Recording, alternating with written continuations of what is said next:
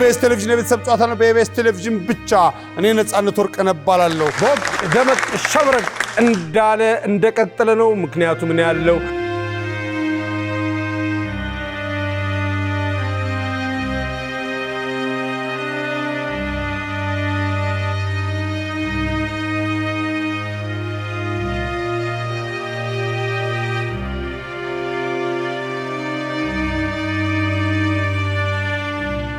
አንተም እዚህ ነበርክ? እኔ እዚህ አንተ እዚህ ጋር ቆሜ ነው ሲወስድ ያየሁት መኪናውን እዚህ ጋር ቆሜ